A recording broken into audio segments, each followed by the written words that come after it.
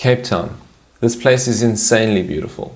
So beautiful that it is almost possible to ignore the pervasive poverty, entrenched racial inequality, and constant conflict over land.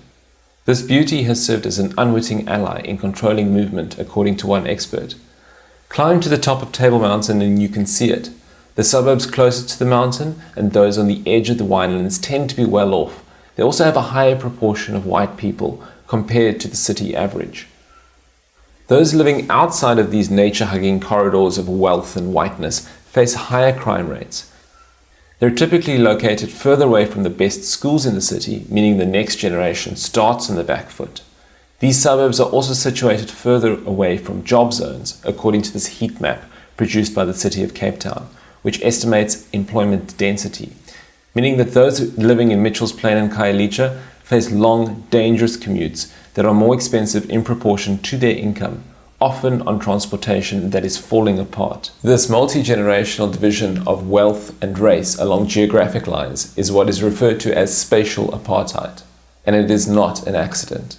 The Group Areas Act divided up Cape Town more completely than any other city in South Africa, which forced black and coloured people out of well-located, mixed-race areas and to the periphery of the city. This is not a video about apartheid. It's not a video about the huge housing backlog that Cape Townians face.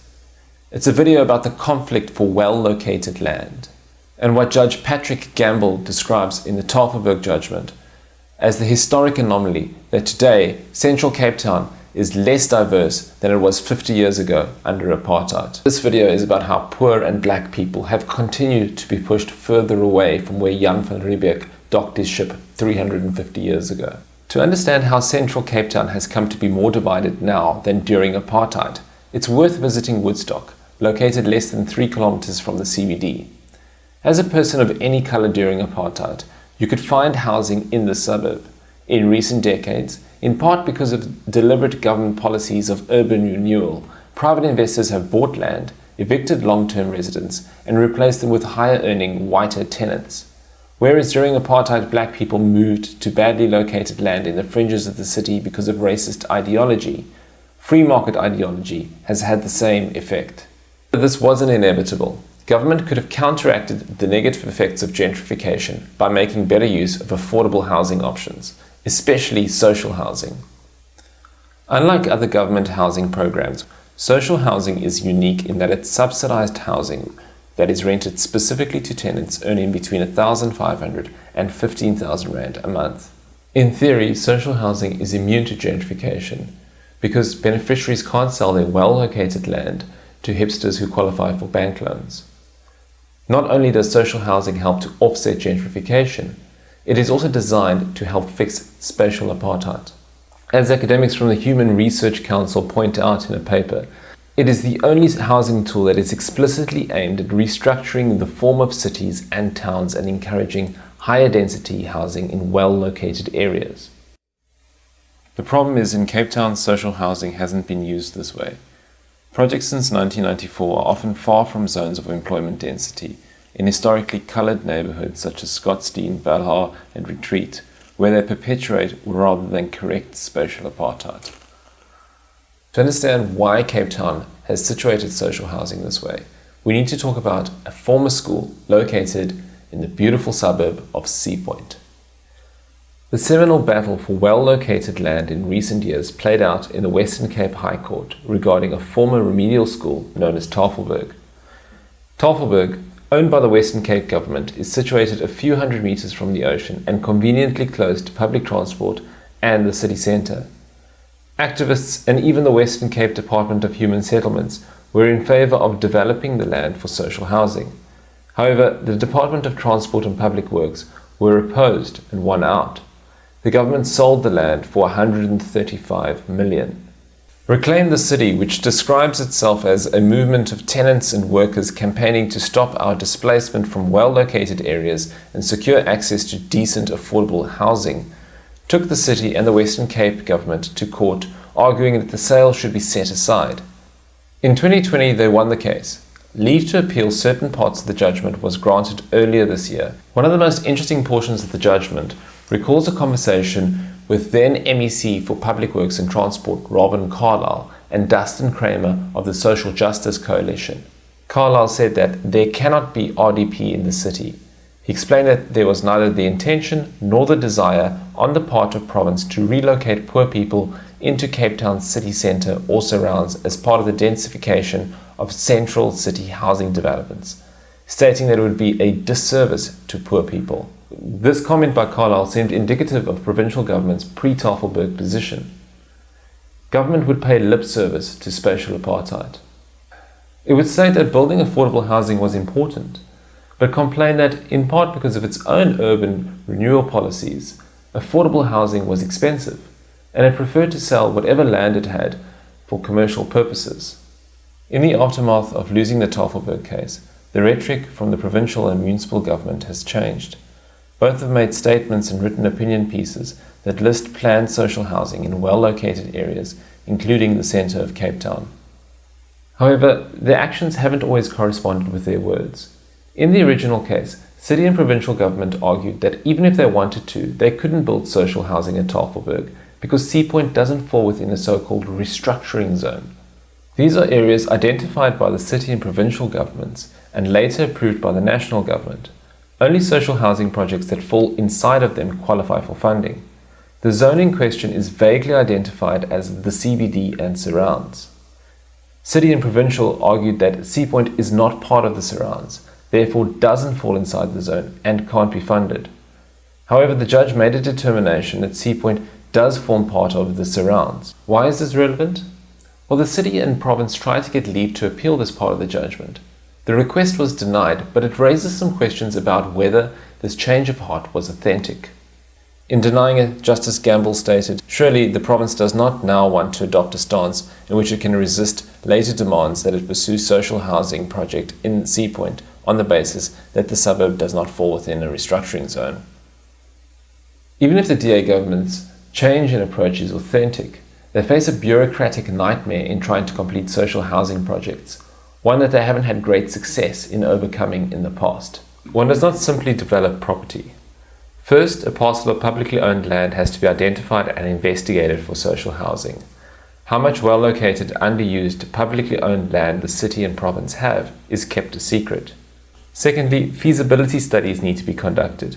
This includes input from engineers and architects, soil testing, looking at potential environmental impacts and effects on protected species, heritage considerations, and rules and regulations that could impact the project, as well as infrastructure that might need to be built.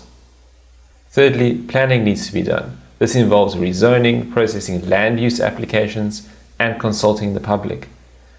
Any of these hurdles can halt or permanently derail a development before construction even starts.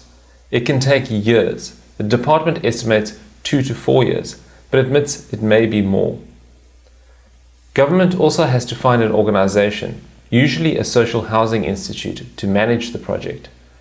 The Social Housing Institute, together with local and provincial government, then approaches an agency called the Social Housing Regulatory Authority for most of the funding for the project.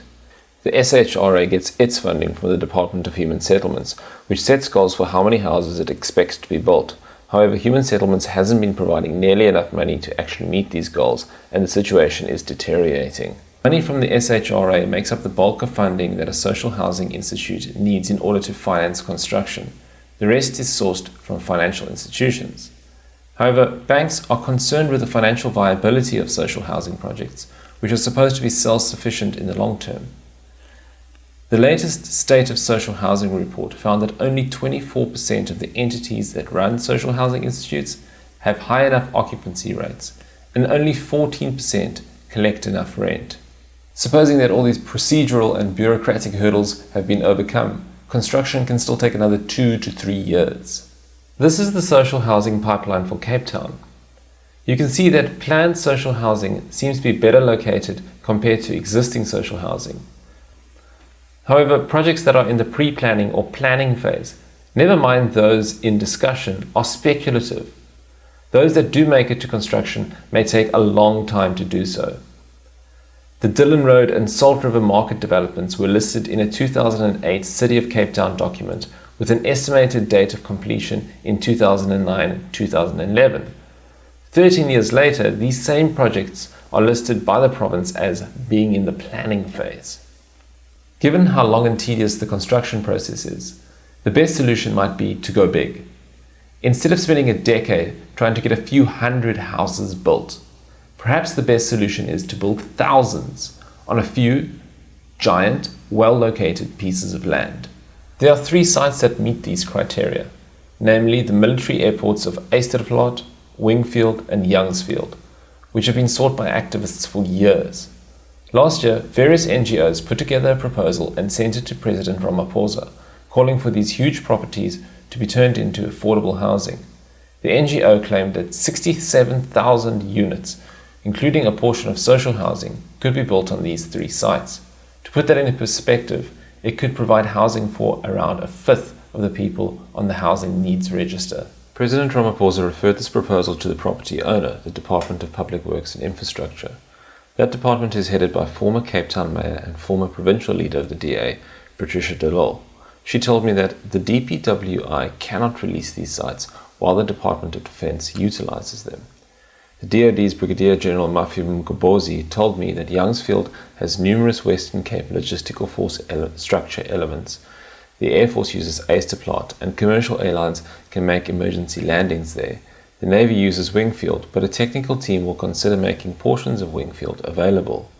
The DoD's budget lists capital and maintenance expenditure for all 3 sites, suggesting that they have no intention of vacating the premises anytime soon. Affordable housing and these properties have become key election issues in the upcoming local government elections, with both the DA and de Lille's new party Good passing the buck. De Lille, who was mayor between 2011 and 2018, told me, "The city and province mustn't just look for land from the national government. The DA has been in power for more than 10 years to address apartheid spatial planning." During her reign as mayor, de Lille wrote a letter in 2014 to then President Jacob Zuma asking for 2 of the airports to be made available for housing. 7 years later, she now finds herself in the unique position to fulfill or perhaps delay and deny her own request. Given how different parts of government seem to shift blame but not the housing backlog, it's understandable that people from Reclaim the City took the radical step in 2017 of occupying the unused buildings of the Woodstock Hospital and the Helen Bowden Nurses' Home near the waterfront after the Western Cape government decided to sell Tafelberg. The residents renamed them Sisi Gul House and Ahmed Kathrada House. The city and the province now list these sites as part of their social housing pipeline and are trying to evict the people living in these 2 buildings. When I recently visited Ahmed Kathrada House, there was a general atmosphere of mistrust. Rival groups have attempted forced takeovers in the past. In 2019, activist Ayanda Denge was fatally stabbed in her room. There's also been a reported incident of rape. Sheila Madikana from Reclaim the City only wanted me to speak to people chosen by Reclaim the City. She urged me to speak to Freddie Titus. This is part of what he had to say. Living conditions very bad because there's no power. That is one of the sources that life is so tough for us here. And there's no support, there's nothing. So everyone must fight for himself, That is the problem that we have here.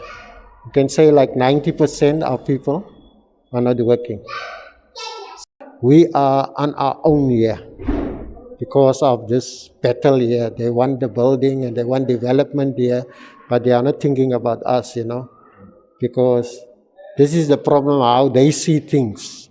You see, we are still in segregation. We're going back to apartheid 1975. You have to have a dump pass to come here. That is the mindset of them. But we are in a new democratic South Africa. We can stay wherever we want to stay. So the government doesn't understand that. That is the problem that we have in Cape Town. But most people that are here come from Sipon. We were good to work in your kitchen, in your house, but now you don't want us here. You want us to go stay there far, there's nothing there. It doesn't make sense. I spoke to other residents not chosen by Reclaim the City. They reiterated that, at the end of the day, despite factions, everyone is focused on the common goal of accessing well-located housing. Those I spoke to feel abandoned by a government that seems distant and callous. residents seem unsure regarding the social housing process and what it entails. With a high rate of unemployment and the effects of COVID, residents fear that even if the social housing is developed at Amakatharada, they may not qualify. It struck me as I left the building and returned to my middle-class home in the suburbs that the residents here, despite the lack of water, electricity, flushing toilets and safety, still see this as better than the alternative. The battle for well-located land in Cape Town isn't going to end anytime soon. Tafelberg and the occupations in Sea Point and Woodstock will continue to crawl through the courts. In the meantime, new battlegrounds are being staked out. The city of Cape Town has for years rented out well-located land to golf clubs and bowling clubs for as little as 920 Rand a year. Two clubs located on city land, King David Mowbray Golf Club and the neighbouring Rondebosch Golf Club, have been sought by activists for affordable housing for years. The land is located reasonably close to the city centre and between the affluent neighbourhoods such as Pinelands and Rondebosch. The Land Hungry achieved a small step towards victory recently when the golf clubs were listed as potential sites for social housing in the city's draft integrated spatial development framework. The City of Cape Town wants to point out that the document is only a draft, and even if the properties appear in the final version, they would have to go through the lengthy development process mentioned earlier. I recently visited King David Mowbray Golf Club. The general manager, Don Ball, asked me to leave the golf club, refusing to answer my questions. An employee of the golf club did tell me that he isn't worried about social housing because Ball is well connected. Given the time it takes to build anything, the land and legislation being fought over today could well determine if our children will inherit a Cape Town that is more or less segregated than the one that their grandparents grew up in. The idea behind this channel is to take complex, usually South African stories and tell them in a visually pleasing manner. I think South Africa has some incredibly interesting stories, but we don't yet have the kind of data video journalism on YouTube that does them justice, and I hope their fine print can be a step in the right direction. At the moment, this is a one-person show. I hope that it iteratively gets better with each video. If you want to assist, the best way to do that is to try and appease the YouTube algorithm. So please do share it with someone, like, or subscribe.